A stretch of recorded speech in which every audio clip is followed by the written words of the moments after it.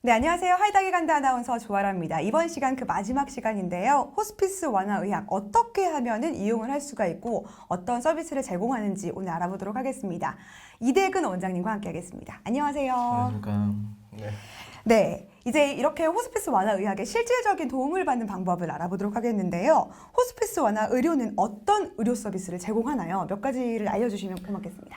네, 일단은 좀 차별화된 의료 서비스는 이제 호스피스 말기암을 위주로 임종의 전문적인 이제 의사들이 진료를 한다는 게 있고요. 그 다음에 이제 호스피스 완화 도우미가 있습니다. 도우미의 역할은 이제 간병 업무와 거의 뭐 비슷하긴 하지만 간병에 준하는 정도의 업무를 하는데요.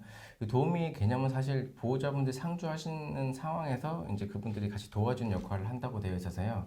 4명당 1명씩 배치가 되어 있습니다. 4명당 한 명씩. 배치되어 네. 있고요.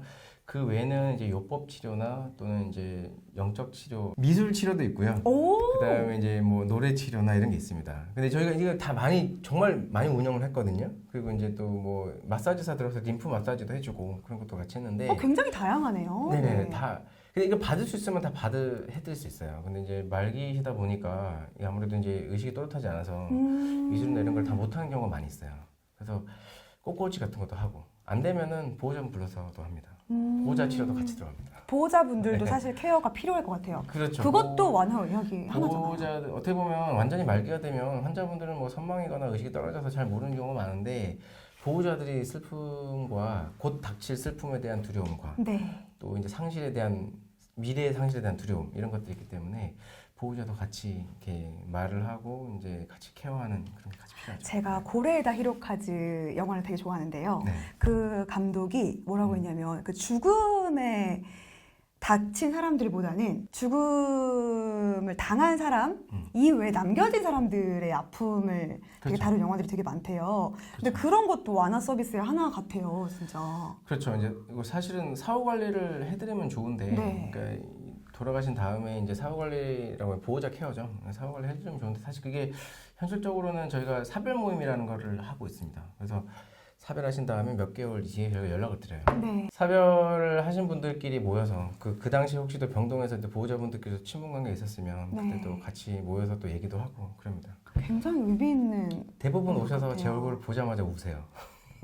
저를 보자마자 이제 뭔가 그때 일이 떠오르나 봐요. 이게 참 많은 것을 제공하고요. 제가 생각지도 못했던 감정들도 많이 케어를 하시는 것 같고요. 네. 참 의료 서비스만이 아니라 사람을 다룬다는 것들도 좀 생각이 듭니다. 네. 이런 것들을 어떻게 이용해야 될까요? 이게 공공기관이라고 하셨는데요. 예. 좀 그리고 저는 17병상밖에 없다고 말씀을 하셔서 대기자들도 굉장히 많을 것 같아요. 지금 코로나 때문에 대기가 별로 없습니다. 네. 대기가 별로 없고요. 코로나 때문에 병원 자체를 안 모시려고 하는 문화가 좀 있어요, 현재는. 근데 이게 코로나 이후에 좀 다른 식으로 이렇게 이 기회에 가정형이 좀 더 뿌리를 내릴 수 있을지 지켜봐야 될 것 같기도 하고. 이게 숙제네요. 네네네. 뭐 국가에서는 가정형을 좀 더 밀고 있습니다. 왜냐하면은 수가 문제나 이런 것들 때문에 환자분들이 이제 다 시설로 오시면 국가에서 비용이 좀 더 많이 나가겠죠. 네. 그러다 보니까 이제 가정형을 좀 더 믿는 것도 있고 하기는 한 상태고요. 네. 그러니까 가정형을 말씀하셨는데요. 네. 병원뿐만 아니라 가정에서 케어하는 것은 아까도 언급을 해주셨어요. 네. 가정형 호스피스, 방문 간호사 이런 것들도 지금 많이 하고 있는 건지 좀 부족하다고 하셨는데 하시는 분들은 어떤 분들이 좀 하세요? 이게 가정간호사를 하려면은 가정간호 전문 간호사가 되어야 되거든요. 근데 가정간호 전문 간호사 조건이 너무 까다롭습니다. 이것도 국가에서 좀 기준 좀 낮춰줬으면 싶은데 네. 석사를 꼭 졸업을 해야 되고요. 네. 그다음에 가정형 호스피스 가정간호 자격증을 딴 상태에서 가정형 완화병동의 그 근무 경력이 1년인가 2년인가 있어야 되고요. 네. 그러다 보니까 이걸 조건을 다 맞춘 사람이 정말 쉽지가 않아요. 그리고 급여도 높나요? 급여도 높지 않습니다. 고생대로 네. 하고 사실 돈을 뭐 벌기 위해서 이런 일을 하는 사람이라고는 저는 생각을 안 합니다. 근데 이게 기본적인 보상이라고 해야 되나요? 일하는 사람 그래도 입장에서는. 맞아요. 근데 그 정도는 있어야 되는데 그게 없어요. 그러다 보니까 병원 입장에서도 운영을 하면 손해나는 구조예요. 그러다 보니까 운영을 안 하려고 하고 네. 현실적으로 지금 그 서울 북부병원에서 예전에 좀 사명감을 가지고 하시는 분이 계셨거든요. 가정간호사. 그분이 한 분 계셨고 저희 쪽에서도 하려고 하다가 가정간호사가 저희가 3명이 있는데 가정형 호스피스까지는 저희가 손을 못 대고 있는 실정입니다. 이게 첫 번째 이유는 가정형 간호사를 그 추가로 인력을 구할 수가 없고요. 일단 네. 이 기준에 맞춰가지고 있는 사람을 구할 수가 없고요. 네. 또 두 번째는 고생을 너무 많이 하거든요. 가정 간호사들은. 솔직히 입장을 바꿔서 생각해 보면 간호사 여자분이잖아요.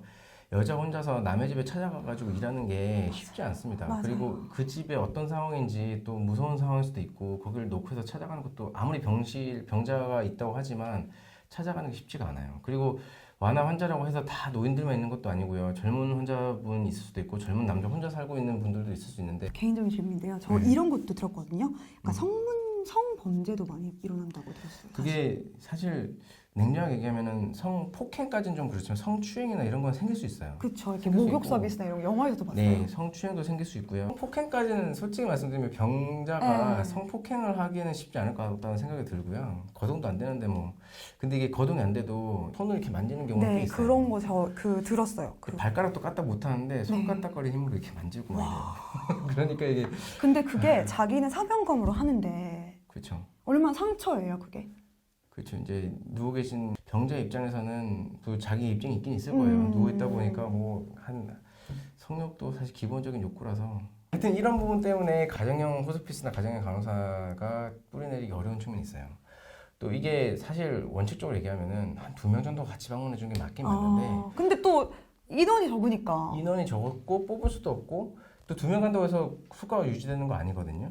지금 교통비가 지금 가정간호사 왔다 갔다 해가지고 5만 원인가 나와요. 5만 원인가 나오는데 사실 한 집 찾아갔다 오면은 시간 거의 한 2시간 씁니다. 그리고 기름 갔다 왔다 차 대고 주차해놓고 들어가가지고 나오고 뭐 하고 하면은 한 명 보는데 2시간 정도 걸려서 네. 하루에 많이 봐봤자 7, 8명 정도 보는데요. 이렇게 인당 5만 원 나온다고 해서 남는 구조가 전혀 없어요. 기름값 빼고 시간비 빼고 뭐 하고 나면은 전혀 남는 게 없죠. 근데 수가 개선도 사실 필요하고요. 처우 개선도 필요하고 간호사한테 월급도 좀 더 줘야 되고요. 방문 많이 해가지고 오면은 좀 인센티브를 주든 처우를 좀 더 좋게 해줘야 될 필요도 있죠. 그리고 뭐 2명이 가든 안전장치도 좀 필요하고 안전장치 문제는 제가 계속 직원한테 제가 컴플레인을 많이 받아요. 제 가정 가서 보내면 과장님 저 무서워서 못 가겠어요 이런 경우도 굉장히 많습니다. 무거워지네. 되게. 무거워지네. 이거는 진짜로 네. 제도 개선이 필요하고 이 개선할 것들이 정말 많은 것 같습니다. 그리고 그렇죠. 저도 호스피스 완화 의학에 대해서 처음 들어봤다는 것 자체도 문제가 있는 것 같습니다. 네. 네. 인식 개선도 필요해요. 국민들도 좀 알아야 되고 지금 베이비 부모 세대에서 이제 노인 부모 시대가 됐잖아요. 노인 부모 시대 이후에 이제 이분들 어떻게 보내드려야 될지에 대한 사회적 장치가 필요하고 네. 대책이 필요합니다. 네. 암 환자의 유병률은 저는 뭐 시간이 지나도 같다고 생각하거든요. 유병률은 같지만 조기 검진으로 말기암으로 넘어가는 환자는 적어요. 하지만 돌아가시는 암 환자의 비율은 저는 같다고 생각합니다. 네. 시기가 지나도 대신에 이제 비율이 같은데 인구가 많아지면 환자가 많아지겠죠. 돌아가신 환자들이 그럼 어떻게 할 거예요? 병상은 턱없이 부족합니다. 이게 생각해보니까 저희의 존엄한 죽음을 위해서는요. 존엄한 처우 개선이 있어야 될 것 같아요. 이게 처음부터. 그렇죠. 그런 것도 있죠. 네. 많이 생각을 하게 되네요. 오늘 네. 정말 좋은 말씀 많이 해주셨고요. 우리가 영원히 살지 못하기 때문에 존엄한 죽음과 또 우리가 가족도 다 보내드려야 되잖아요. 또 네. 그렇기 때문에 이 죽음을 피하지 말고 죽음이란 개념을 피하지 말고 더 깊이 생각해서 어떻게 하면은 잘 죽을 것인가, 네. 어떻게 하면 존엄하게 죽을 것인가 이런 것들을 좀 쉬쉬하지 않고 이렇게 공론화하는 게 가장 필요한 것 같습니다. 네. 거기에 앞장서 네. 주시고요. 네. 감사드립니다. 네, 감사합니다. 네, 이렇게 의정무료원의 이대근 원장님과 함께했습니다. 고맙습니다.